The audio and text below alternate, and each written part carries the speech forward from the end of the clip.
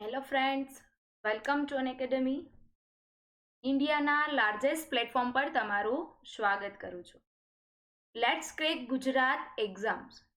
Friends, હવે regular આપણે આ ચેનલ હેઠળ મળતા રહીશું અને રેગ્યુલર જીપીએસસી માટેનો ઇન્ડિયન ઇકોનોમી સબ્જેક્ટ આપણે ભણતા રહીશું. Let's crack Gujarat exams. એમના પછી આપણે જોઈએ તો ફ્રેન્ડ્સ, હું તમને મારો પરિચય આપી દઉં. હું રોહિણા સિલુ છેલ્લા 5 વર્ષથી ઇન્ડિયન ઇકોનોમિક સબ્જેક્ટ અને છેલ્લા 2 વર્ષથી ગુજરાતી સાહિત્ય સબ્જેક્ટ કરાવી રહી છું. એમના પછી આપણે જોઈએ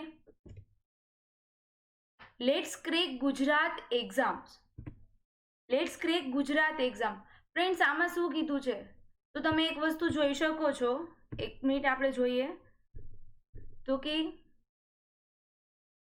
crack GPSC with India's largest learning platform. Friends, આ પ્લેટફોર્મને શા માટે ઇન્ડિયાનું લાર્જેસ્ટ લર્નિંગ પ્લેટફોર્મ કીધું છે તો અહીંયા ઇન્ડિયાની ટોપ એજ્યુકેટર્સ દ્વારા તમને ભણાવવામાં આવશે. એમના પછી જોઈએ what you will get. Friends, અહીંયા તમને શું શું મળશે તો કે પહેલું છે ડેઇલી લાઈવ ક્લાસીસ. અહીંયા તમે ડેઇલી લાઈવ ક્લાસીસ અટેન્ડ કરી શકશો અને આ લાઈવ ક્લાસીસમાં તમે એજ્યુકેટર સાથે ચેટ પણ કરી શકશો. જો તમને કોઈ પ્રશ્ન ન સમજાય તો તમે કોમેન્ટ થ્રુ પૂછી પણ શકશો. બીજું છે લાઈવ ટેસ્ટીસ એન્ડ ક્વિઝિસ. ફ્રેન્ડ્સ, અહીંયા માત્ર ને માત્ર ભણાવવામાં જ નથી આવતું, પણ અહીંયા એમની હારે હારે ટેસ્ટ અને ક્વિઝનું પણ આયોજન થશે, જેથી કરીને આપને આઈડિયા આવે કે આપણે એક્ઝામમાં આપણે જે ભણ્યા છે એ આપણે કેટલું કવર કરી શક્યા છીએ. એમના પછી છે structure courses.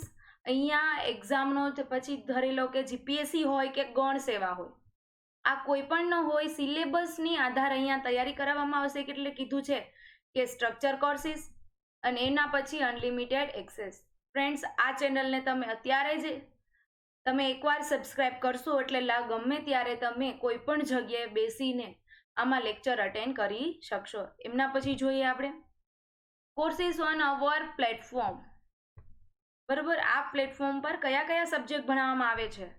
Science, technology, polity, history, English અને બીજા જે સબ્જેક્ટ અહીંયા નથી કીધા એ સબ્જેક્ટ છે ઇકોનોમિક્સ છે, બરાબર, ગુજરાતી ગ્રામર છે, ગુજરાતી સાહિત્ય છે.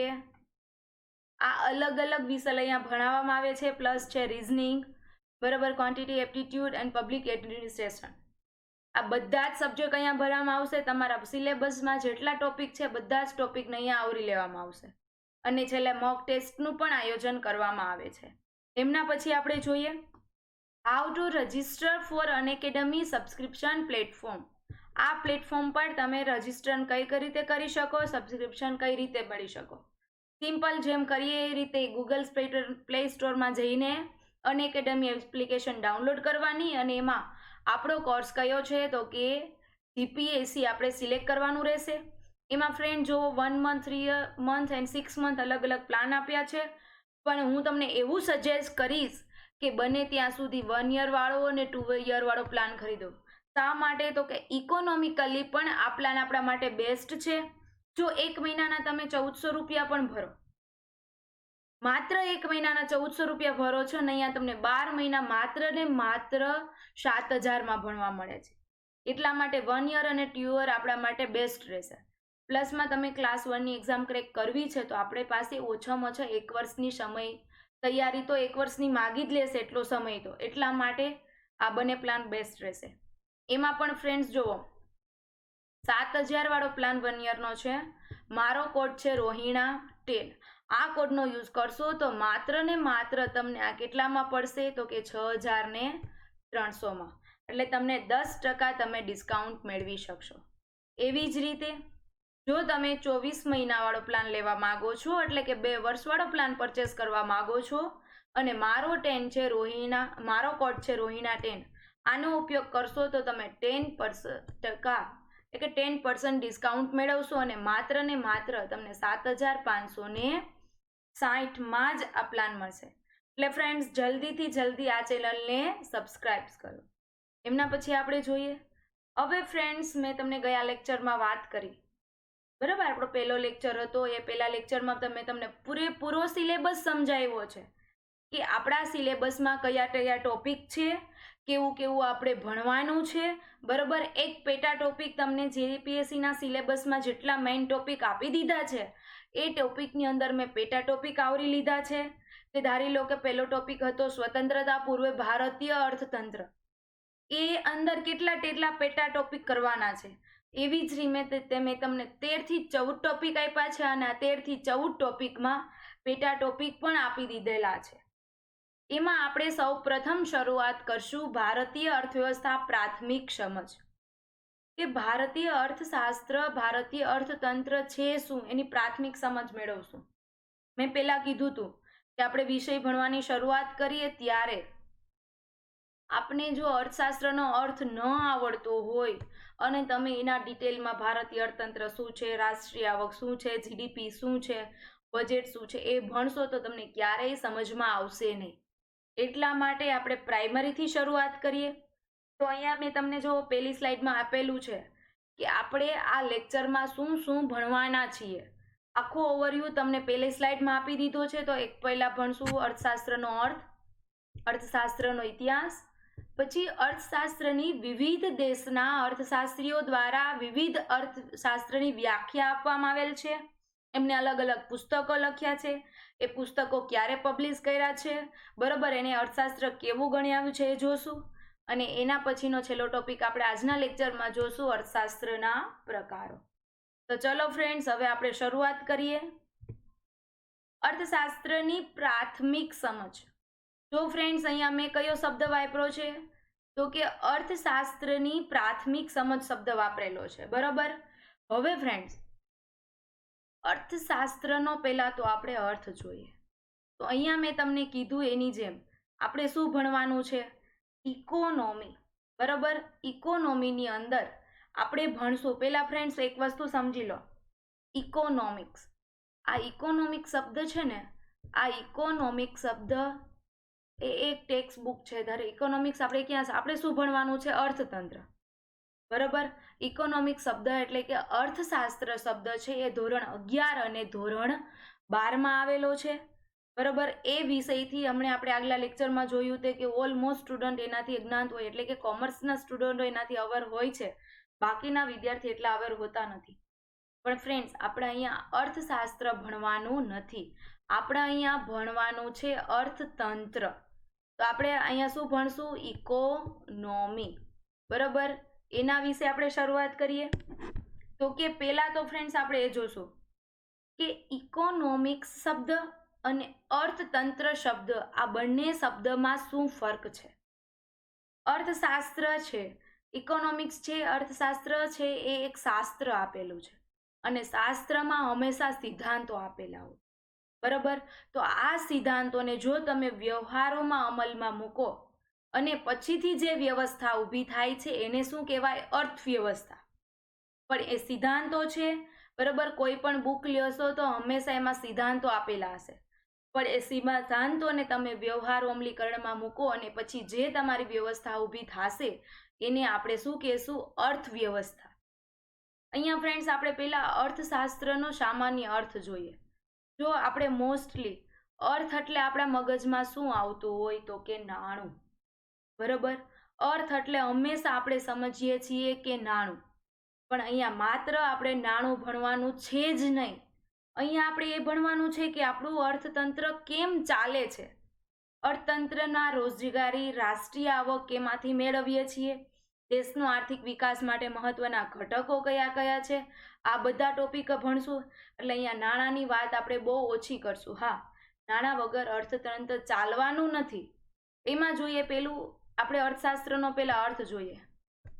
અર્થશાસ્ત્ર મેં તમને હમણાં જ કીધું, શાસ્ત્રમાં હંમેશા સિદ્ધાંતો હોય અને આ સિદ્ધાંતોને વ્યવહાર અમલીકરણમાં મૂકવીએ અને પછીથી જે વ્યવસ્થા ઊભી થઈ જાય એ વ્યવસ્થા એટલે અર્થવ્યવસ્થા. તો અર્થશાસ્ત્રનો સાદો અર્થ શું છે તો કે અર્થનું શાસ્ત્ર. એની આવી જોડણી છૂટી પડે છે કે જે કશુંક મેળવવા માટે થતી પ્રવૃત્તિઓનો અભ્યાસ કરતું શાસ્ત્ર એટલે અર્થશાસ્ત્ર. કશુંક મેળવવાના ઉદ્દેશ્યથી જો તમે કોઈ કાર્ય કરો છો, અહીંયા એક શબ્દ રહી ગયો છે કે ઉદ્દેશ્ય, બરોબર. કશુંક મેળવવાના ઉદ્દેશ્યથી જે પ્રવૃત્તિ કરો છો અને એ પ્રવૃત્તિનો જો કોઈ અભ્યાસ કરતું શાસ્ત્ર એટલે અર્થશાસ્ત્ર, જો અહીંયા નાણું આવ્યું છે, બરોબર, તમે કોઈ પણ પ્રવૃત્તિ કરો અને એ પ્રવૃત્તિ પાછળ તમને કંઈક મેળવવાનો ઉદ્દેશ્ય હોય. એક્ઝામ્પલ આપું છું, બરોબર, કે ડોક્ટર છે એ સેવા આપે છે, પણ ડોક્ટરની સેવા પાછળનો ઉદ્દેશ્ય શું છે? તો કે એમને એક ઇન્કમ મેળવવાનો છે, એક આવક મેળવવાનો છે. તો આવી બધી જ પ્રવૃત્તિઓનો અભ્યાસ કોણ કરશે? અર્થશાસ્ત્ર. તો અહીંયા આપણે બે પ્રકારની વસ્તુઓ જોવા મળશે, બે પ્રકારની પ્રવૃત્તિ જોવા મળે. એક પ્રવૃત્તિ છે એ હોય છે આર્થિક પ્રવૃત્તિ, બરોબર. એક પ્રવૃત્તિ કઈ હોઈ શકે? આર્થિક પ્રવૃત્તિ. અને એના પછી બીજી પ્રવૃત્તિ હોઈ શકે બિન આર્થિક પ્રવૃત્તિ. આ બંને પ્રવૃત્તિને આપણે બહુ સારી રીતે સમજીએ. આર્થિક પ્રવૃત્તિ એટલે શું? તો કે જેનો ઉદ્દેશ્ય નાણું કમાવાનો હોય એવી પ્રવૃત્તિને શું કહી શકીએ? આર્થિક પ્રવૃત્તિ. કે જેનાથી આપને કોઈ આર્થિક લાભ થવાનો હોય અને એ ઉદ્દેશ્યથી તમે જે પ્રવૃત્તિ કરો એવી પ્રવૃત્તિને આર્થિક પ્રવૃત્તિ કહેવાય. અને બીજું છે બિન આર્થિક પ્રવૃત્તિ. બિન આર્થિક પ્રવૃત્તિ એટલે શું? તો કે જે પ્રવૃત્તિ પાછળનો ઉદ્દેશ્ય તમારો કંઈક મેળવવાનો નથી હોતો, આર્થિક ઉપાર્જનનો નથી હોતો, આવી પ્રવૃત્તિને શું કહેશું? આર્થિક પ્રવૃત્તિ. પણ અર્થશાસ્ત્ર માત્ર ને માત્ર કઈ પ્રવૃત્તિનો અભ્યાસ કરે છે? તો કે આર્થિક પ્રવૃત્તિનો. આ ખાસ યાદ રાખવાનું. તો અહીંયા આગળ જ કીધું છે કે જે, ફરીથી એક વ્યાખ્યા, આપણે અર્થશાસ્ત્રની સામાન્ય વ્યાખ્યા યાદ રાખી લઈએ કે જે કશુંક મેળવવાના ઉદ્દેશ્યથી જે પ્રવૃત્તિ કરવામાં આવે છે અને એ પ્રવૃત્તિનો અભ્યાસ કરતું શાસ્ત્ર એટલે અર્થશાસ્ત્ર. તો ફ્રેન્ડ્સ, મેન્સમાં પણ તમે કોઈ ડિટેલ લખો છો તો તમને આવી સામાન્ય વ્યાખ્યા ત્યાં પણ લખવામાં યાદ રાખશે. અને હું એવી પ્રાયોરિટી આપું છું કે જ્યારે હું ભણાવું એની હારવાર જ તમે વ્યવસ્થિત નોટ લઈને જ બેસો અને નોટ પણ તૈયાર કરતા જાઓ. અને મારી હારવાર હું તમને એકને એક વ્યાખ્યા 1 થી 2 થી 3 વાર રિપીટ કરીશ, જેથી કરીને તમે એ વ્યાખ્યા તમને લેક્ચર દરમિયાન જ યાદ રહી જાય. પાછળથી માત્ર ને માત્ર તમારે રિવિઝન કરવાનું રહે.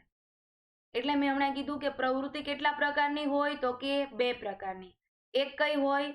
આર્થિક પ્રવૃત્તિ. અને બીજી કઈ હોય છે? બિન આર્થિક પ્રવૃત્તિ.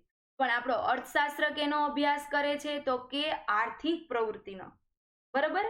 જે અર્થતંત્રમાં આર્થિક પ્રવૃત્તિ હશે એનો જ અભ્યાસ કરશે. આર્થિક પ્રવૃત્તિ અને બિન આર્થિક પ્રવૃત્તિ પહેલા આપણે સમજી લઈએ. આર્થિક પ્રવૃત્તિમાં એક્ઝામ્પલ રૂપે હું તમને આપું છું. આ બંને બહુ સામાન્ય ટોપિક છે પણ મારે સમજાવવા જરૂરી છે, બરાબર. ઘણા વિદ્યાર્થી એવા હોઈ શકે કે જે આનાથી અજાણ હોય. આર્થિક પ્રવૃત્તિ એટલે શું? એક્ઝામ્પલ આપીશ એટલે તમને બહુ સરળતાથી સમજાઈ જશે. કોઈ ડોક્ટર છે, બરાબર, એ કોઈ હોસ્પિટલમાં સેવા આપે છે અને એમનો ઉદ્દેશ્ય છે ત્યાંથી એમની ફીસ લેવાનો. તો એક એવી પ્રવૃત્તિ થઈ આર્થિક પ્રવૃત્તિ. પણ એ જ ડોક્ટર એમના ઘરમાં એમના બાળકોની, એમના પત્નીની, એના મા બાપ કે ભાઈ બહેનની જો કોઈ સેવા, એમની પાછળ જો કોઈ સેવા આપે છે તો એમનો ઉદ્દેશ્ય આર્થિક ઉપાર્જન મેળવવાનો નથી હોતો, ફીસ મેળવવાનો નથી હોતો. તો આ પ્રવૃત્તિ કેવી થઈ? બિન આર્થિક પ્રવૃત્તિ. એવી જ રીતે શિક્ષક લો. શિક્ષક જો કોઈ સ્કૂલમાં જઈને કોઈ ક્લાસીસ લઈને જે ત્યાં લેક્ચર લે છે અને શિક્ષણ આપે છે, એના બદલામાં એ ફીસ લે છે, પગાર લે છે, તો એ આર્થિક પ્રવૃત્તિ થઈ. પણ એ જ શિક્ષક ઘરે એમના બાળકોને કે એમના ભાઈ બહેનને જો ભણાવે છે કે કોઈ અનાથ આશ્રમમાં કે એ જગ્યાએ ફ્રીમાં સેવા આપવા જાય છે અને એમની પાછળ એમનો ઉદ્દેશ્ય આર્થિક પ્રવૃત્તિ કે પગાર કે ફીસ મેળવવાનો નથી હોતો, તો આવી પ્રવૃત્તિને શું કહેવાશે? બિન આર્થિક પ્રવૃત્તિ. અને અર્થતંત્રમાં માત્ર ને માત્ર આર્થિક પ્રવૃત્તિનો જ અભ્યાસ કરવામાં આવે છે, બિન આર્થિક પ્રવૃત્તિનો અભ્યાસ કરવામાં આવતો નથી. એટલે ફરીથી આપણે એકવાર જોઈ લઈએ, બરાબર. આપણે ફરીથી એકવાર જોઈએ કે, એક મિનિટ આ ઇરેઝ કરી લઈએ, કે ફરીથી આપણે એકવાર જોશું કે અર્થશાસ્ત્રની વ્યાખ્યા શું છે. હજી એકવાર જોઈ લો એટલે તમને અહીંયા ને અહીંયા યાદ રહી જાય. જો મારી હારવાર તમે પણ યાદ કરતા જજો કે અર્થશાસ્ત્ર એટલે શું? તો કે અર્થશાસ્ત્રનો સાદો અર્થ છે અર્થનું શાસ્ત્ર. કે જે કશુંક પ્રવૃત્તિ પાછળ, જે કશુંક મેળવવાના ઉદ્દેશ્યથી પ્રવૃત્તિ કરવામાં આવે છે, તો એવી પ્રવૃત્તિને આપણે શું કહેશું? આર્થિક પ્રવૃત્તિ. અહીંયા ફ્રેન્ડ્સ તમે એક શબ્દ એડ કરી દેજો, ઉદ્દેશ્ય. જુઓ, જે કશુંક મેળવવાના ઉદ્દેશ્યથી તવથી પ્રવૃત્તિનો અભ્યાસ કરતું શાસ્ત્ર એટલે અર્થશાસ્ત્ર. અહીંયા મારાથી ઉદ્દેશ્ય શબ્દ લખવાનો રહી ગયો છે. બધાને ક્લિયર થઈ ગયું કે અર્થશાસ્ત્ર એટલે શું? હવે આપણે અર્થશાસ્ત્ર ભણતા પહેલા અર્થશાસ્ત્ર શબ્દ આવ્યો ક્યાંથી? જુઓ, આ ઇકોનોમિક શબ્દ છે ને, એ આ ઇકોનોમિક શબ્દ એ કયો શબ્દ છે? ઇંગ્લિશ શબ્દ છે, બરાબર. અને એનો ગુજરાતી શબ્દ શું થાય છે? તો કે અર્થશાસ્ત્ર. હવે આ ઇકોનોમિક શબ્દ છે એ ઇંગ્લિશ શબ્દ છે, પણ એ મૂળ ઇંગ્લિશ શબ્દ છે નહીં. આ ઇકોનોમિક શબ્દ છે એ ગ્રીક ભાષાનો એક શબ્દ છે. અહીંયા આપેલો છે તમને ઓઇકોનોમિક્સ, બરોબર. ગ્રીક ભાષાનો શબ્દ અહીંયા તમને કયો આપી દીધો છે? ઓઇકોનોમસ. ઇકોનોમિક શબ્દ ઇંગ્લિશ છે, એ મૂળ ઇંગ્લિશ શબ્દ નથી, એ ગ્રીક શબ્દ ઓઇકોનોમસ પરથી કયો શબ્દ બની આવેલો છે? ઇકોનોમિક્સ. તો આપણે અહીંયા જોઈએ કે પ્રાચીન સમયમાં ગ્રીસમાં ઘર વખરી સરસામાન કે જે વ્યક્તિના માલિકીનું હોય તો એને શું કહેવામાં આવતું હતું? એને કહેતા હતા ઓઇકોસ, બરાબર. આ ઓઇકોસ. અને એ સરસામાનનો વ્યવસ્થિત ગોઠવણી કરવામાં આવે તો એને શું કહેતા હતા? નોમોસ. જો આ બે શબ્દ છે ને ગ્રીક ભાષાનો બહુ સરસ મિનિંગ આપી દીધો છે. જો આ હું ઓઇકોસ અને નોમોસને આપણા અર્થતંત્ર સાથે તમને સરખામણી કરીને સમજાવું. પહેલા જો ઓઇકોસ એટલે શું કીધું ગ્રીક ભાષામાં? કે તમારી પાસે એક સરસામાન છે, બરોબર, કે જે તે માલિકીનો છે, તો એ ઓઇકોસ થયો. પર એનું વ્યવસ્થિત ગોઠવણી કરવામાં આવે છે નોમસ. એટલે આ બંને શબ્દ ભેગા કરી દેશે ઓઇકોસ અને નોમોસ, એટલે કયો શબ્દ બનશે? ઓઇકોનોમોસ. અને ઓઇકોનોમસ પરથી આપણો કયો શબ્દ બની આવેલો છે? તો કે ઇકોનોમિક્સ. એ ઇંગ્લિશ શબ્દ છે અને જેને આપણે ગુજરાતીમાં શું કહીએ છીએ? અર્થશાસ્ત્ર. હવે આને આપણે જોડીએ. જો આપણા દેશમાં એક વસ્તુ ધારી લો કે ઘરના સરસામાન કે ઘર વખરીને તમે એમ સમજો કે ભારતમાં ઉત્પાદનના સાધનો છે, જમીન, મૂડી, બરાબર, ઉત્પાદક છે, આ બધા ચારે ચાર ઉત્પાદનના સાધનો છે. દેશ પાસે જેટલી કુદરતી સંપત્તિ છે, જેટલું નાણું છે, આ આપણી એક દેશની માલિકીનું ધારી લો. અને એને જો એક અર્થવ્યવસ્થામાં વ્યવસ્થિત ગોઠવણી કરવામાં આવશે કે ધારી લો કે ભારત પાસે અત્યારે 5,05,00,000 ગ્રાન્ટ પડી છે, એ 5 કરોડને ક્યાં વાપરવી? ભારત પાસે કુદરતી સંસાધનો આટલા પ્રકારના છે, ક્રૂડ છે, ઓઇલ છે, બરાબર. આપણે સૂર્યશક્તિ દ્વારા ઉર્જાનું ઉત્પાદન કરીએ છીએ, પવન દ્વારા કરીએ છીએ. તો કે ભારત પાસે આટલા કુદરતી સાધનો છે. જો એ સાધનોનું વ્યવસ્થિત ગોઠવણી કરવામાં આવશે અને એ બનીને શું બનશે? અર્થશાસ્ત્ર. એટલે એક વસ્તુ સમજાણી કે ભારત પાસે કુદરતી સાધનો, દેશ પાસે જેટલી પણ આર્થિક સંપત્તિથી માંડીને જેટલા પણ સંસાધનો છે, આનો અર્થવ્યવસ્થામાં વ્યવસ્થિત ગોઠવણી કરવામાં આવે છે અને ત્યારથી બનીને શું બને છે? અર્થવ્યવસ્થા. એટલે આ ઇકોનોમસ શબ્દ બહુ ઇકોનોમિક સાથે એકદમ સુસંગત શબ્દ છે. તમને સમજાણું? ફરીથી આપણે આનું રિવિઝન કરી લઈએ. અર્થશાસ્ત્રનો અર્થ જોઈએ. હવે આમાંથી જુઓ, તમને ક્લાસ 3માં ફેક્ટ પૂછાઈ શકે. ઇકોનોમિક્સ છે, કયા ગ્રીક શબ્દ પરથી આવ્યો છે? તો ઇકોનોમિક્સ, ઓઇકોનોમસ. ઓઇકોનોમસ એ કયા બે શબ્દનો બનેલો છે? તો કે ઓઇકોસ અને નોમસ. આ ક્લાસ 3માં તમને ફેક્ટ ડેટા પૂછાઈ શકે. ચલો, અર્થશાસ્ત્રનો અર્થ ક્લિયર થઈ ગયો. એના પછી આપણે આગળ વધીએ. અર્થશાસ્ત્રનું ભારતીય ચિંતન. આનું આપણે જ્યારે આગળનો ટોપિક લઈશું, બરાબર, રાષ્ટ્રીય આવક ભણશું, બરાબર, ત્યારે આપણે આમને ઇન ડિટેલ ચર્ચા કરશું કે ભારતીય અર્થવ્યવસ્થા શરૂઆતમાં કેવી હતી. પણ આપણે ભારતીય અર્થવ્યવસ્થામાં સૌ પ્રથમ ભારતમાં ક્યારે અર્થશાસ્ત્રની શરૂઆત થઈ હતી, વિશ્વમાં ક્યારે અર્થશાસ્ત્રની શરૂઆત થઈ હતી, આપણે જોઈએ તો કે સિંધુ ખીણની સંસ્કૃતિ દરમિયાન. સિંધુ ખીણની સંસ્કૃતિથી ભારતમાં અર્થવ્યવસ્થા ચાલી આવે છે. એ સમયથી ભારત વેપાર વાણિજ્યની દ્રષ્ટિએ પણ બહુ વિકાસ કરતો હતો અને એ સમયમાં ભારતની આર્થિક પરિસ્થિતિ પણ બહુ સારી હતી. એ ક્યારે શક્ય હોય? તો કે ત્યારે દેશ પાસે એક સારી અર્થવ્યવસ્થા હોય તો જ. એના પછી આપણે જોઈએ તો કે જો અહીંયા આવે છે મૌર્ય યુગ, બરોબર. આ મૌર્ય યુગ દરમિયાન પણ ચંદ્રગુપ્ત મૌર્યના ગુરુ અને સલાહકાર એવા ચાણક્ય દ્વારા લખાયેલું પુસ્તક છે કૌટિલ્યનું અર્થશાસ્ત્ર. ભારતમાં સૌ પ્રથમ અર્થશાસ્ત્ર વિશે રજૂઆત કરનાર પુસ્તક લખનાર વ્યક્તિ કોણ હતા? તો કે ચંદ્રગુપ્ત મૌર્ય.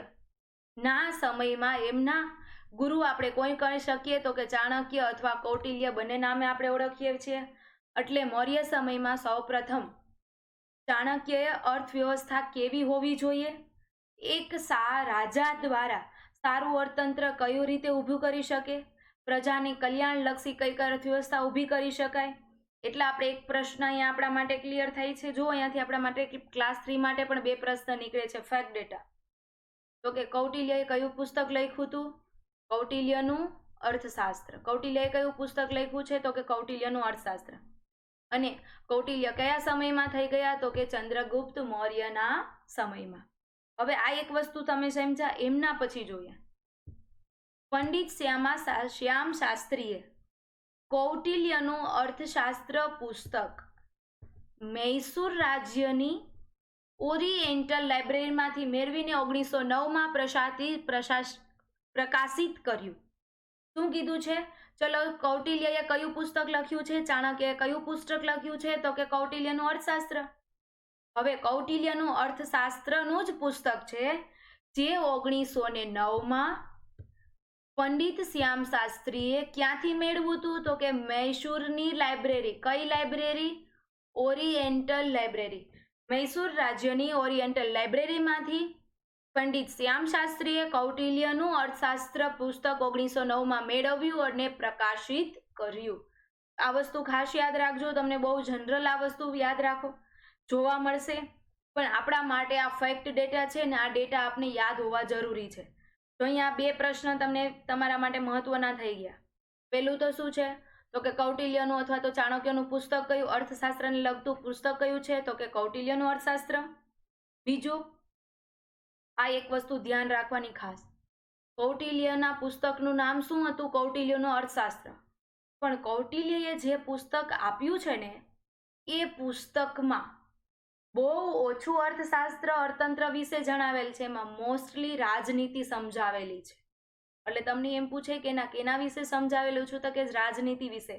એક રાજાએ કઈ રીતે અર્થવ્યવસ્થા ચલાવવી જોઈએ કે જેથી પ્રજાનું સારું કલ્યાણ થાય. આ પુસ્તકમાં એને વધારે ને વધારે કૃષિ ક્ષેત્ર પર, ખેડૂતો ઉપર અને રાજાએ કઈ રીતે રાજ્ય ચલાવવું એના ઉપર ભાર મૂક્યો. બીજો પ્રશ્ન તમારો છે તો કે ક્યાંથી પુસ્તક મેળવ્યું હતું શ્યામ શાસ્ત્રીએ? મૈસૂર રાજ્યની ઓરિએન્ટલ લાઇબ્રેરીમાં. અને ક્યારે પ્રકાશિત કર્યું? તો કે 1909માં. હવે આપણે જોશું કૌટિલ્યના મત મુજબ અર્થશાસ્ત્રની વ્યાખ્યા. તો અહીંયા કીધું મનુષ્યની વૃત્તિ કેવી છે? અર્થ છે. અર્થ એટલે કમાવાની વૃત્તિ, નાણાકીય વૃત્તિ. મનુષ્ય કાંઈ પણ કાર્ય કરશે તો એની પાછળ એની વૃત્તિ કંઈક ને કંઈક મેળવવાની જ હશે. એના પછી કીધું કે મનુષ્યની વસવાટવાળી ભૂમિ પણ અર્થ છે.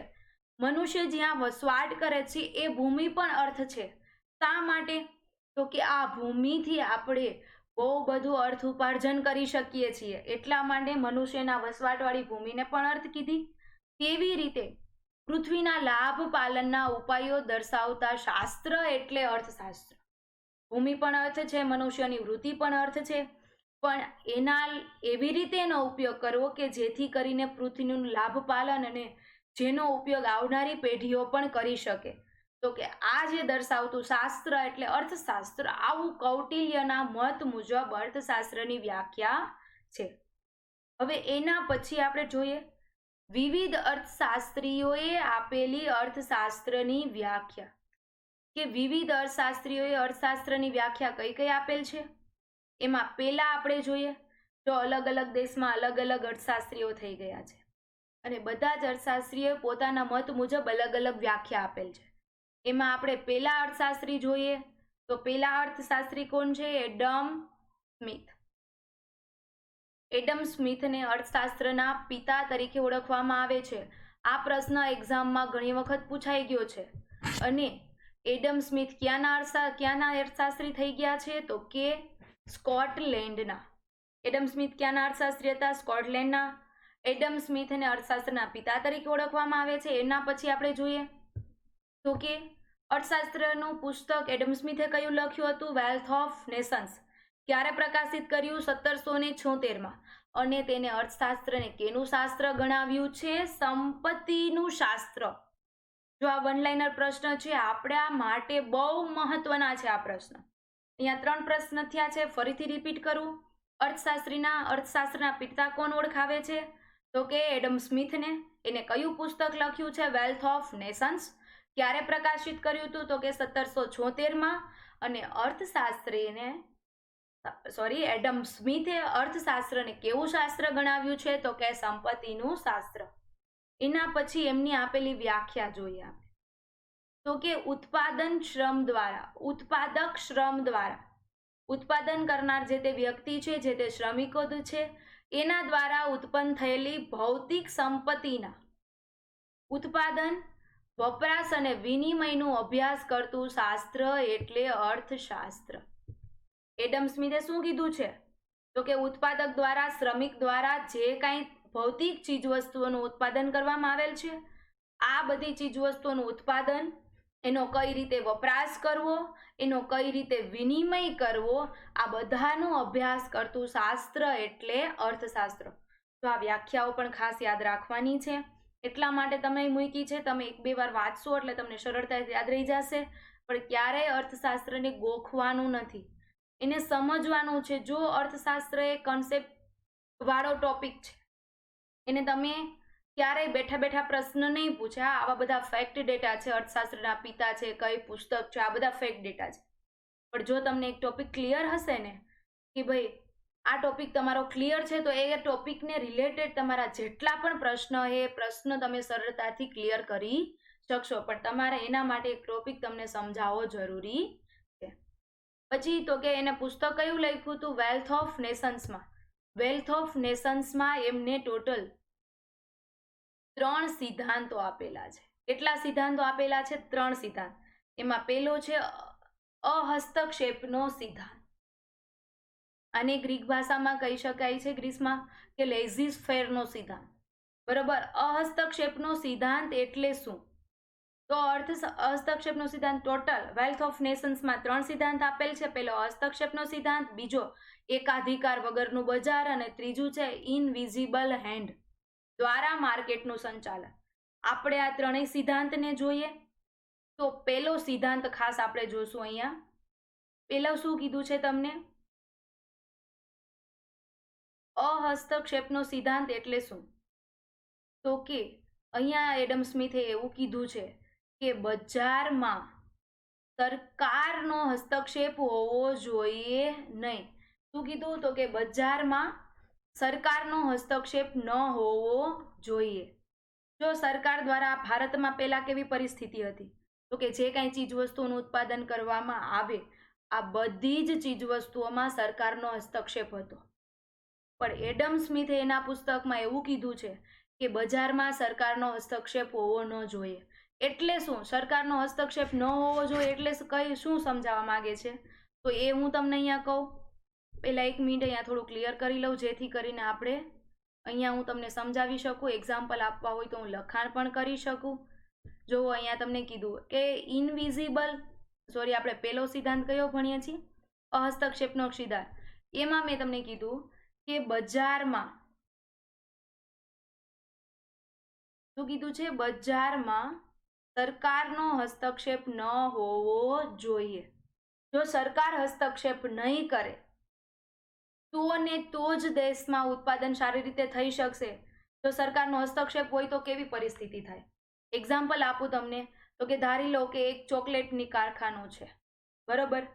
હવે જો સમય એવો છે કે સરકારનો હસ્તક્ષેપ છે, તો શું થશે? આ ચોકલેટનું ઉત્પાદન કેટલું કરવું, એનું વેચાણ ક્યારે કરવું, કઈ જગ્યાએ એનું વેચાણ કરવું, એના ભાવ શું રાખવો, બરોબર, કેવી ગુણવત્તાવાળું ઉત્પાદન કરવું, આ બધામાં હસ્તક્ષેપ કોનો હશે? સરકારનો.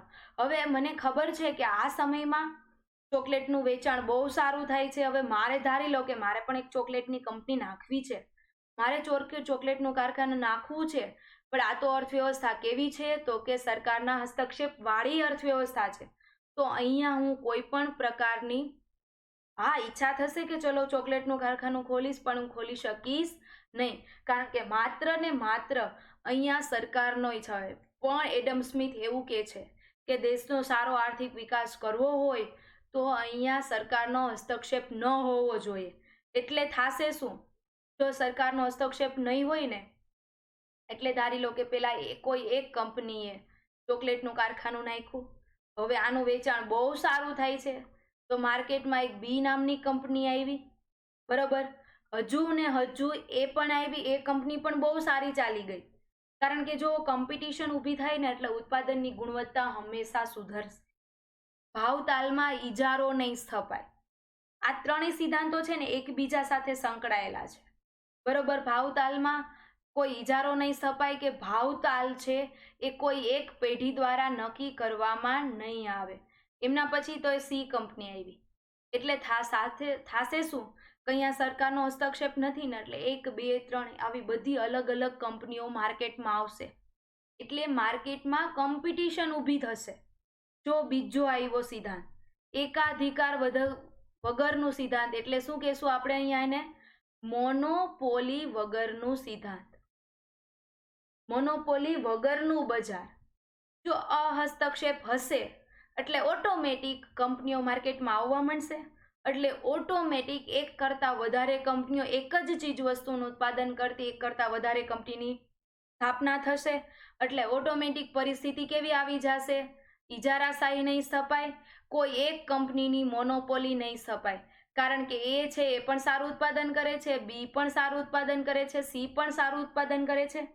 એટલે દિવસે ને દિવસે નવી કંપનીઓ માર્કેટમાં આવતી જશે. એક બીજી માર્કેટમાં કંપનીઓ ટકી રહેવા માટે વધારે ને વધારે સારી ગુણવત્તાવાળી વસ્તુનું ઉત્પાદન કરશે. એટલે જુઓ, આ બંને સિદ્ધાંત છે ને એકબીજા સાથે સંકળાયેલા છે.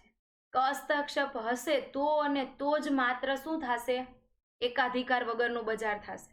આનાથી ઉલટું તમે સમજો, જો એકાધિકાર હોય એટલે કે બજારમાં મોનોપોલી હોય તો માત્ર ને માત્ર સરકાર દ્વારા જ કંપની ચલાવવામાં આવતી હોય, એટલા માટે અહીંયા કેવી પરિસ્થિતિ જોવા મળે છે કે મોનોપોલી સ્થપાય છે, કે કમ્પલસરી તેવી પરિસ્થિતિ બનશે કે ગમે તેવું ઉત્પાદન કરશે, ગમે તે ગુણવત્તાવાળું હશે, એના જે કંઈ ભાવતાલ હશે જે તે વિસ્તારમાં વેચાણ કરી શકશે, એટલે વ્યક્તિએ કમ્પલસરી એ ખરીદવું પડશે.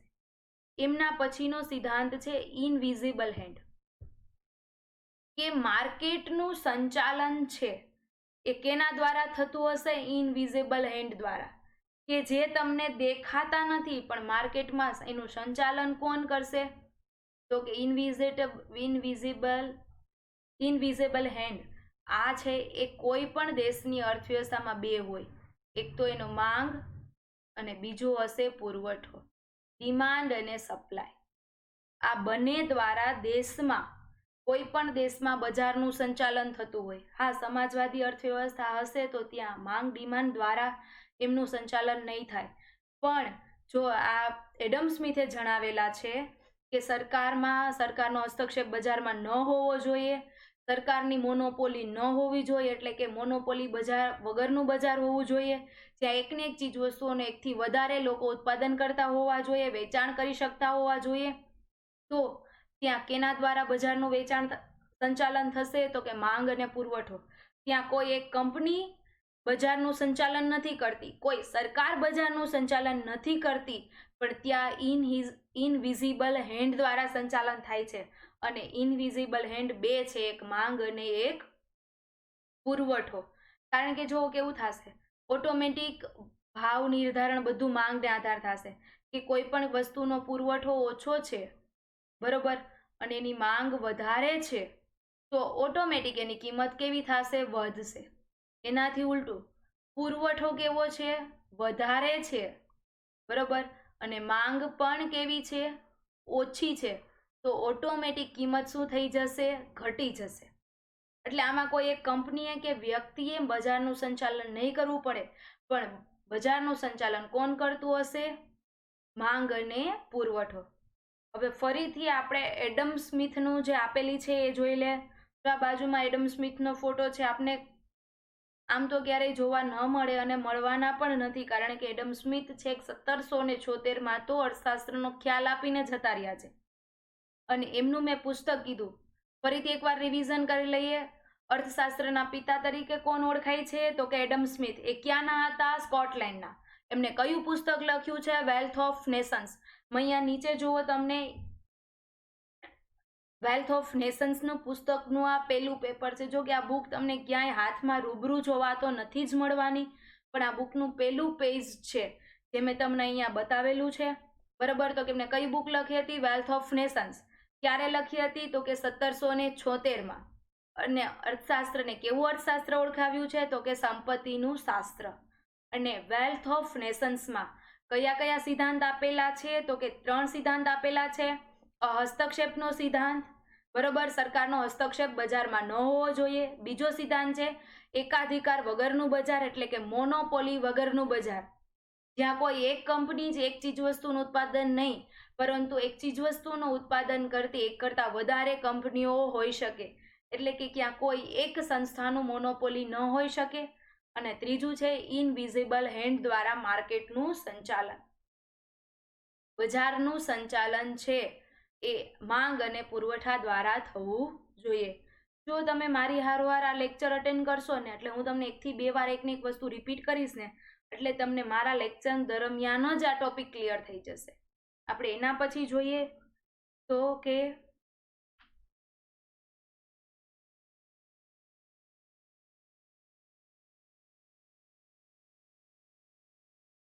એના પછી આપણે જોઈ શકીએ છીએ એડમ સ્મિથ પછીના અર્થશાસ્ત્રીની વ્યાખ્યા છે. તો એ અર્થશાસ્ત્રી આપેલી વ્યાખ્યા છે કઈ છે? તો કે માર્શલે આપી છે. બરોબર, માર્શલે શું કીધું છે? એમની વ્યાખ્યા જુઓ તો મનુષ્યની રોજબરોજની જિંદગીના આર્થિક વ્યવહારોનો અભ્યાસ કરે છે, જેમાં તે ભૌતિક ચીજવસ્તુઓના વપરાશની સુખાકારી મેળવે છે. આ આલ્ફ્રેડ માર્શલે આપેલી વ્યાખ્યા છે. માર્શલ કેનો અભ્યાસ કરે છે? મનુષ્યની રોજબરોજની જિંદગી દરમિયાન એ કઈ કઈ ભૌતિક ચીજવસ્તુઓનો ઉપયોગ કરે છે, બરોબર, અને કઈ કઈ ભૌતિક ચીજવસ્તુઓનો ઉપયોગ કરીને એ આ સુખાકારી મેળવે છે, બરોબર. આને આલ્ફ્રેડ માર્શલે વધારે કેના પર ધ્યાન દીધું છે? તો કે મનુષ્યના કલ્યાણલક્ષી, કે દરરોજ જીવન જરૂરિયાત એવી કઈ કઈ ચીજવસ્તુઓ છે કે જેનો માનવી ઉપયોગ કરે છે, અને જેમાંથી એ ભૌતિક બીજી ચીજવસ્તુનો તો ઉપયોગ કરશે જ, સાથે સાથે કઈ કઈ ભૌતિક ચીજવસ્તુનો ઉપયોગ કરે છે અને જેમાંથી સુખાકારી મેળવે છે. આ વ્યાખ્યા યાદ રાખજો. એમના પછી તો કે આલ્ફ્રેડ માર્શલ દ્વારા કયું પુસ્તક આપેલું છે? તો કે પ્રિન્સિપલ્સ ઓફ ઇકોનોમિક્સ. યાદ રાખજો ફ્રેન્ડ્સ. આગળ આપણે જોઈ ગયા આલ્ફ્રેડ માર્શલે કયું પુસ્તક લખ્યું છે? બરોબર, વેલ્થ ઓફ નેશન્સ. અહીંયા એડમ સ્મિથે લખેલું હતું વેલ્થ ઓફ નેશન્સ, અને અહીંયા આલ્ફ્રેડ માર્શલે લખેલું છે પ્રિન્સિપલ્સ ઓફ ઇકોનોમિક્સ. અને આ પુસ્તક ક્યારે આવેલું છે? તો કે 1890માં. અને આલ્ફ્રેડ માર્શલે અર્થશાસ્ત્રને કેવું શાસ્ત્ર ગણાવ્યું છે? તો કલ્યાણલક્ષી શાસ્ત્ર. ફ્રેન્ડ્સ, તમે જો અહીંયા ફેક્ટ આપી દીધા છે, તમને પૂછાઈ શકે એક્ઝામમાં કે આલ્ફ્રેડ માર્શલે કયું પુસ્તક લખ્યું છે? તો કે પ્રિન્સિપલ ઓફ ઇકોનોમિક્સ. અને આલ્ફ્રેડ માર્શલે અર્થશાસ્ત્રને કેવું શાસ્ત્ર ગણાવ્યું છે? તો કે કલ્યાણલક્ષી શાસ્ત્ર. એમના પછીના આપણે જોઈએ લાયોનલ રોબિન્સ. રોબિન્સ દ્વારા પણ અર્થશાસ્ત્રને એક અલગ વ્યાખ્યા આપવામાં આવેલ છે. અર્થશાસ્ત્ર એ માણસ પોતાની જરૂરિયાતો અને વૈકલ્પિક ઉપયોગ ધરાવતા સાધનો વચ્ચે કેવી રીતે મેળ બેસાડે છે તેની વર્તણૂકનો અભ્યાસ કરે છે, બરાબર. અને વર્તણૂકનો અભ્યાસ કરતું વિજ્ઞાન છે. હવે જો અહીંયા તમે અર્થશાસ્ત્ર એ માણસ પોતાની જરૂરિયાતો અને વૈકલ્પિક ઉપયોગો ધરાવતા અહીંયા સાધનો છે, બરોબર. પ્રિન્ટિંગ મિસ્ટેક છે, ટાઈપિંગ મિસ્ટેક થઈ ગઈ છે. અહીંયા તમારે શું ગણવાનું લેશે? તો કે સાધનો.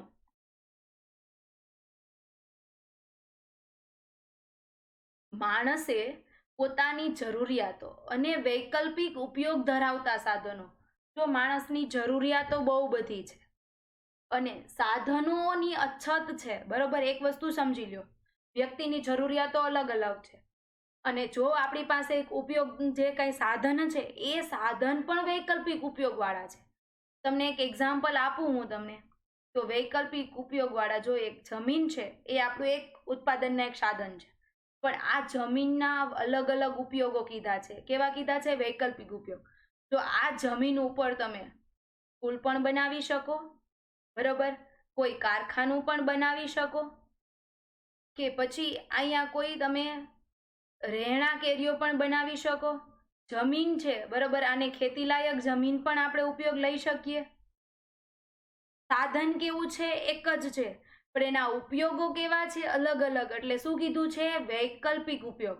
પણ હવે બનશે કેવી પરિસ્થિતિ કે ઉપયોગો બહુ બધા છે, પણ જો તમે કોઈ એક ઉપયોગ કરશો કે અહીંયા સ્કૂલ બનાવી, તો મારે બાકીના બધા ઉપયોગો કેવા કરવા પડશે? જતા કરવા પડશે. એટલે અહીંયા અર્થશાસ્ત્રી રોબિન્સે શું કીધું કે માણસ પોતાની જરૂરિયાત અને વૈકલ્પિક ઉપયોગો ધરાવતા સાધનો વચ્ચે કઈ રીતે મેળ બેસાડે છે એ ખાસ સમજવાનું છે. જો અહીંયા માણસ એનું બહુ સારી રીતે મગજ વાપરીને સાધનનો ઉપયોગ કરશે. મારી પાસે જમીન છે, બરોબર, એક રહેણાંક એરિયામાં છે કે જ્યાં એક રહેણાંક વિસ્તાર છે, અને એવા વિસ્તારમાં જો હું ક્યારેય કારખાનું નહીં સ્થાપી શકું, સમજો મારી જરૂરિયાત છે, અલગ અલગ છે મારી જરૂરિયાત, અને મારી પાસે સાધન એક છે અને એના પણ ઘણા ઉપયોગ છે. હવે હું શું કરીશ? હું વિચારું કે ચલો રહેણાંક વિસ્તાર છે, અહીંયા હું સ્કૂલ ઊભી કરીશ. તો રહેણાંક વિસ્તાર છે એટલે વિદ્યાર્થીઓને સ્કૂલ નજીક પડશે, બરોબર, પણ હું અહીંયા કારખાનું સ્થાપીશ? નહીં સ્થાપી શકું.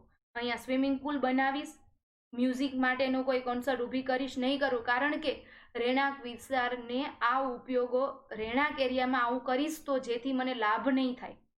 તો મારા માટે હું અહીંયા કોઈ રહેણાંક વિસ્તારમાં કારખાનું નહીં સ્થાપું, કારણ કે આપણી સરકારની પણ અલગ અલગ જોગવાઈ છે કે અમુક રહેણાંક વિસ્તારથી દૂર તમે ઉદ્યોગોનું સ્થાપન કરી શકો છો, બરાબર.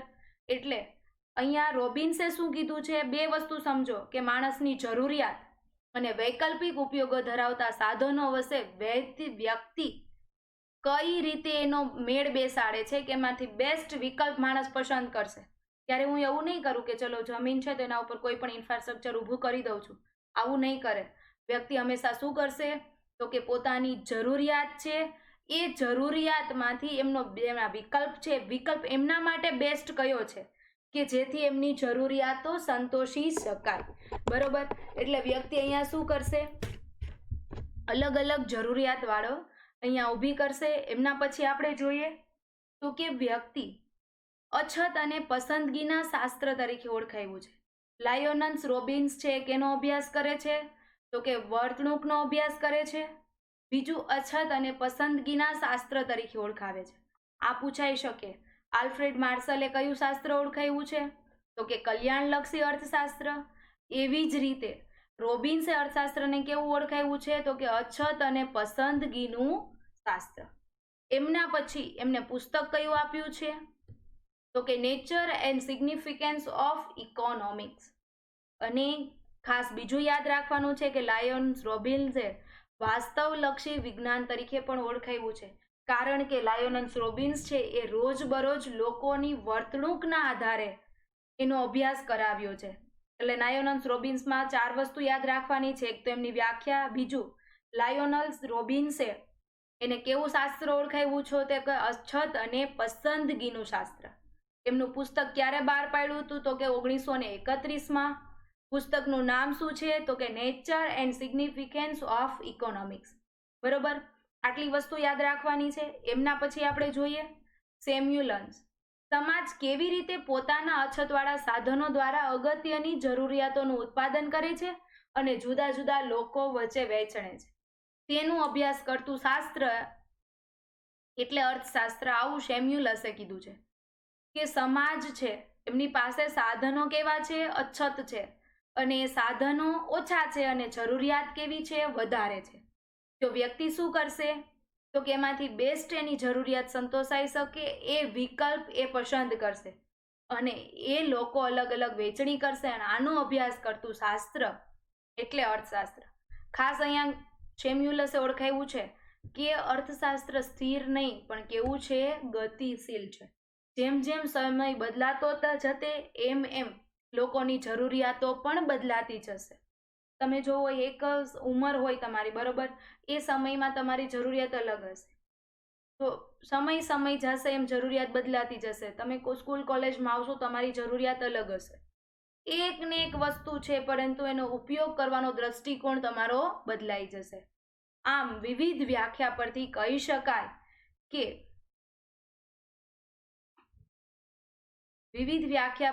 શકાય છે કે અર્થશાસ્ત્ર એ માનવીના આર્થિક વર્તનનો અભ્યાસ કરે છે અને કેવું છે તો કે વાસ્તવદર્શી અર્થશાસ્ત્ર છે.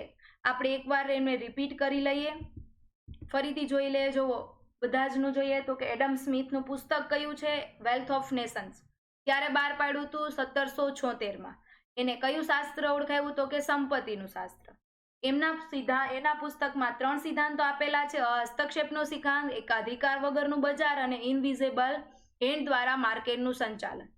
બીજું જોશું આપણે આલ્ફ્રેડ પાસ્કલનું પુસ્તક કયું છે તો કે પ્રિન્સિપલ્સ ઓફ ઇકોનોમિક્સ. અને ક્યારે બહાર પાડ્યું હતું? 1890માં. આલ્ફ્રેડ માર્શલે એને કયું અર્થશાસ્ત્રને કેવું શાસ્ત્ર ઓળખાયું તો કે કલ્યાણલક્ષી. ત્યારબાદ છે લાયોનલ રોબિન્સે કયું પુસ્તક છે? Nature and significance of economics. ક્યારે બહાર પાડ્યું હતું? 1971માં, 1931માં. અને એને અર્થશાસ્ત્રને કેવું શાસ્ત્ર ઓળખાયું તો કે વાસ્તવલક્ષી વિજ્ઞાન.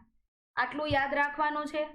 એમના પછી આપણે જોઈએ, હવે આપણે અત્યારે અર્થશાસ્ત્રની વિવિધ વ્યાખ્યાઓ ભણ્યા. આ જ અર્થશાસ્ત્રના અલગ અલગ પ્રકાર પડે છે, બરોબર? એ આપણે પ્રકાર વિશે ભણીશું. અહીંયાથી આપણે જોઈએ પેલા પ્રકારમાં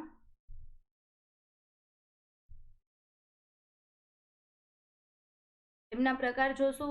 એક જ મિનિટ, અહીંયાથી તમને લખાણ થઈ શકે એટલા માટે પેન લઈ લઉં છું, બરોબર? જો અર્થશાસ્ત્રના કેટલા પ્રકાર પાડવામાં આવ્યા છે તો કે 2. એક એકમલક્ષી અર્થશાસ્ત્ર અને બીજું છે સમગ્રલક્ષી અર્થશાસ્ત્ર. પેલું શું કીધું? એકમલક્ષી અર્થશાસ્ત્ર. અને બીજું કયું કીધું છે? સમગ્રલક્ષી અર્થશાસ્ત્ર. અર્થશાસ્ત્રના 2 પ્રકાર પડે છે, માઇક્રો અને મેક્રો. એકમલક્ષી અર્થશાસ્ત્ર એટલે શું? તમને પહેલા હું તમને એક્ઝામ્પલ આપું કે જો તમે તમારા ઘરનો અભ્યાસ કરો છો, હું ધારી લો કે મારા ઘરનું બજેટ તૈયાર કરું છું કે આ વર્ષ દરમિયાન મારે આટલી વસ્તુ કરવાની છે, આ મહિના દરમિયાન મારે આટલી વસ્તુ કરવાની છે. આનો જો અભ્યાસ કરું ને તો આ કેવું થયું? એકમલક્ષી અર્થશાસ્ત્ર. પણ હું એની જગ્યાએ મારા એકનું બજેટ કરવાને બદલે જ્યારે દેશના આખાનો બજેટ તૈયાર કરવામાં આવે તો આ અભ્યાસ કરવામાં આવે તો આને કેવું અર્થશાસ્ત્ર કહેશું? સમગ્રલક્ષી અર્થશાસ્ત્ર. પેલા વ્યાખ્યા દ્વારા આપણે ભણીએ. પેલું છે અર્થતંત્રના કોઈ એક એકમનો અભ્યાસ કરવામાં આવે તો તે અર્થશાસ્ત્રને કેવું કહેવાય? એકમલક્ષી અર્થશાસ્ત્ર. એટલે કે કોઈ એક પેઢી, કોઈ એક કુટુંબ. હું મારો એક પ્લાનિંગ તૈયાર કરું છું. જુઓ, આ બંને એકમલક્ષી અર્થશાસ્ત્ર અને સમગ્રલક્ષી અર્થશાસ્ત્ર એ બહુ મહત્વની વસ્તુ છે. કારણ કે એક હું સામાન્ય રીતે મારો ઘર ચલાવવું છે તો હું ઘર ચલાવવા માટે પણ હું કરીશ કે ધારી લો કે મંથલી 50,000 મારા ઘરની ઇન્કમ છે, બરોબર? તો આ 50,000માંથી મારે કઈ જગ્યાએ કઈ રીતે ફાળવવા. તો હું જો આ અભ્યાસ કરું છું કે ભૌતિક સુખ સગવડ પાછળ આટલા ફાળવશું, મોજ શોખ પાછળ આટલા ફાળવશું, આપણે રોજી રોટી જે દરરોજ જીવન જરૂરિયાત ચીજવસ્તુનો ઉપયોગ કરવાનો એના ખર્ચ પાછળ આટલું ફાળવીશ, તો આ કેવો અભ્યાસ કર્યો મેં? એકમલક્ષી અર્થશાસ્ત્ર. કોઈ એક પેઢીને લીધું, કોઈ એક ગ્રાહકનો અભ્યાસ કરું છું, બરોબર? તો આ કેવો અભ્યાસ થયો? એકમલક્ષી અર્થશાસ્ત્ર. અને એના જ સામે આપણે સામસામે તફાવત સ્વરૂપે સમજીએ એટલે આવડી જાય. ત્યારબાદ જે અર્થતંત્રના તમામ આર્થિક એકમોનો અભ્યાસ કરવામાં આવે તો તેને સમગ્રલક્ષી અર્થશાસ્ત્ર કહેવાય. માત્ર કોઈ એક પેઢીનો નહીં પણ પૂરા અર્થતંત્રની પેઢીનો અભ્યાસ કરવામાં આવે તો એ કેવું અર્થશાસ્ત્ર કહેવાશે? સમગ્રલક્ષી અર્થશાસ્ત્ર. કોઈ એક ઘરની આવકનો અભ્યાસ કર્યું ને તો એ શું થઈ ગયું? એકમલક્ષી અર્થશાસ્ત્ર. પણ અહીંયા માત્ર કોઈ એક ઘરની નહીં પણ આખા દેશની આવકનો અભ્યાસ કરીશ તો એ કેવું અર્થશાસ્ત્ર બની જશે? સમગ્રલક્ષી અર્થશાસ્ત્ર. જો અર્થવ્યવસ્થાના પ્રકારો છે એ જીપીએસસી માટે બહુ મહત્વનો ટોપિક નથી, પણ આપણે સમજવો બહુ જરૂરી છે. કારણ કે તમે સમજશો તો તમને આગળના પોઈન્ટમાં આ પોઈન્ટ બહુ મહત્વનો બનશે. એટલા માટે તો એના એક્ઝામ્પલ જુઓ કે કોઈ એક પેઢીના વર્તનનો અભ્યાસ કરવું છે કે કોઈ એક પેઢી કેટલું ઉત્પાદન કરે છે, એ કેટલું વેચાણ કરે છે, બરોબર? કોઈ એક કુટુંબમાં કહીએ કે એ કુટુંબની આવક કેટલી છે, બરોબર, એ કુટુંબનો ખર્ચ કેટલો છે, તો એક એવો અભ્યાસ થયો એકમલક્ષી અર્થશાસ્ત્ર. પણ રાષ્ટ્રીય આવકનો અભ્યાસ કરવામાં આવે કે કોઈ એક વ્યક્તિની આવકની નહીં પણ પૂરા દેશની આવકનો અભ્યાસ કરવામાં આવે તો એને શું કહેશું? રાષ્ટ્રીય આવક. એટલે એક એવો અભ્યાસ થયો સમગ્રલક્ષી. પૂરા દેશની ગરીબીનો અભ્યાસ કરવામાં આવે છે. વસ્તી છે, બેકારી છે, રોજગારી છે, એ આખા દેશને લક્ષીને કરવામાં આવે છે. બજેટ છે, આ બધા એમના અલગ અલગ ઘટકો છે. ફરીથી આપણે એકવાર વ્યાખ્યા જોઈ લે. એકમલક્ષી અર્થશાસ્ત્ર એટલે શું? તો કે કોઈ એક એકમનો અભ્યાસ કરવામાં આવે તો તેને એકમલક્ષી અર્થશાસ્ત્ર કહેવાય. એમની સામે સમગ્રલક્ષી અર્થશાસ્ત્ર એટલે શું? તો કે કોઈ એક એકમના નહીં પણ દેશના તમામ એકમોનો અભ્યાસ કરવામાં આવે તો એમને સમગ્રલક્ષી અર્થશાસ્ત્ર કહેવાય. એક્ઝામ્પલ આપ્યું મેં તમને કે હું એક મારા ઘરનું બજેટ બનાવું છું તો એકમલક્ષી અર્થશાસ્ત્ર હતું, પણ પૂરા દેશનું બજેટ બને છે તો એક એવો અભ્યાસ થયો સમગ્રલક્ષી અભ્યાસ. એમાં આપણે જોઈએ એકમલક્ષી અર્થશાસ્ત્ર ક્યાં ઉપયોગી નીવડે છે? તો કે ગ્રાહકો એ છે, કોઈ પેઢી છે, શ્રમિક છે, એને પોતાના એકમ પૂરતા નિર્ણયો લેવા માટે એકમલક્ષી અર્થશાસ્ત્ર મહત્વ નીવડે છે. જ્યારે સમગ્રલક્ષી અર્થશાસ્ત્ર ક્યાં ઉપયોગ નીવડશે? તો સરકારને આર્થિક નીતિઓનું ઘડતર કરવા માટે સમગ્રલક્ષી અર્થશાસ્ત્ર એ બહુ મહત્વની વસ્તુ છે, બરાબર. તો એકમલક્ષી અર્થશાસ્ત્ર અને સમગ્રલક્ષી અર્થશાસ્ત્ર તમને સમજાઈ શકે. એમના પછી કીધું આ ઘણી વખત એક્ઝામમાં પૂછાઈ ગયેલું છે, ક્લાસ 3માં પણ પૂછાયેલું છે કે સમગ્રલક્ષી અર્થશાસ્ત્રનો ખ્યાલ કોને આપેલો છે? સમગ્રલક્ષી અર્થશાસ્ત્ર શરૂ કરવાનો શ્રેય કોને જાય છે? તો કે જ્હોન મેનાર્ડ કેન્સ. જ્હોન મેનાર્ડ કેન્સ નામના અર્થશાસ્ત્રી થઈ ગયા છે. આ અર્થશાસ્ત્રીનો ફાળો સમગ્રલક્ષી અર્થશાસ્ત્ર શરૂ કરવામાં શ્રેય જાય છે. ચલો આ લેક્ચરમાં આપણે ભણ્યા એ સમજી લઈએ. હજુ એકવાર આપણે રિવિઝન કરી લઈએ કે એકમલક્ષી અર્થશાસ્ત્ર એટલે શું અને સમગ્રલી. કોઈ એક એકમનો અભ્યાસ કરવામાં આવે તો એને એકમલક્ષી અર્થશાસ્ત્ર કહેવાય. સમગ્ર એકમનો અભ્યાસ કરવામાં આવે તો એને શું કહેશું આપણે? સમગ્રલક્ષી અર્થશાસ્ત્ર. એક્ઝામ્પલ છે કે કોઈ એક પેઢી કે કુટુંબ પણ એના બદલે પૂરા દેશની વસ્તીને લેવામાં આવે તો એ કેવું થયું? સમગ્રલક્ષી. એકમલક્ષી અર્થશાસ્ત્ર ક્યાં ઉપયોગી નીવડશે? કોઈ એક એકમના અભ્યાસ કરવા માટે એકમલક્ષી, પર પૂરા સરકારને જો કોઈ આર્થિક નીતિ ઘડવી છે અને એની આર્થિક નીતિ છે એ પૂરા દેશને લાગુ પડતી હશે તો આવા સમગ્રલક્ષી અર્થશાસ્ત્ર ત્યાં આર્થિક નીતિઓ માટે ઉપયોગી નીવડશે. અને સમગ્રલક્ષી અર્થશાસ્ત્ર શરૂ કરવાનો શ્રેય કોને જશે? તો કે જ્હોન મેનાર્ડ કેન્સ. આજનો આપણો ટોપિકમાં ભણવાનો તો આપણે શું ભણ્યા? તો કે અર્થશાસ્ત્રનો અર્થ, ભારતીયમાં અર્થશાસ્ત્રનું ચિંતન, ત્યારબાદ વિવિધ અર્થશાસ્ત્રીઓએ આપેલી વ્યાખ્યા, એમના અલગ અલગ પુસ્તકો, એમને ક્યારે બહાર પાડ્યું, એને અર્થશાસ્ત્રને કઈ રીતે ઓળખાવ્યું છે, બરોબર. અને છેલ્લે ભણ્યા અર્થશાસ્ત્રના પ્રકારો, બરોબર. તમને જો કોઈ આમાં ન સમજાય કે કાંઈ હોય તો તમે મને કોમેન્ટ દ્વારા જણાવી શકો છો. અને ફ્રેન્ડ્સ, આગલા લેક્ચરના કોમેન્ટમાં મને કીધેલું છે કે મેમ પીઆઈનું ક્યારે આવશે? તમે બધા જ ટોપિક જીપીએસસીના લેશો. આ 100% હું જીપીએસસીને લગતા દરેક ટોપિક છે આવી જ રીતે, જો મેં તમને લેક્ચર બાય પહેલો જ લેક્ચર જે તમારો લીધેલો છે ને એમાં જેટલા ટોપિક આપેલા છે બધા જ ટોપિક એક પછી એક કરાવીશ, એટલે પૂરેપૂરો તમારો જીપીએસસીનો સિલેબસ કવર થઈ જશે. ચલો ફ્રેન્ડ્સ, એમના પછી આપણે લઈએ let's crack Gujarat exams. Friends, જલ્દીથી આ ચેનલને તમે લાઈક કરો, સબસ્ક્રાઈબ કરો અને મારો કોડ છે રોહિણા10. આ કોડનો યુઝ કરશો તો તમને આ અનએકેડમીમાં તમને 10% ડિસ્કાઉન્ટ મળશે, એટલે મારો કોડ યુઝ કરવાનું ભૂલશો નહીં. લેટ્સ ક્રેક ગુજરાત એક્ઝામ ચેનલ્સને સબસ્ક્રાઈબ કરો. Thank you. જો કંઈ ન સમજાય તો તમે મને કોમેન્ટ દ્વારા પૂછી શકો છો.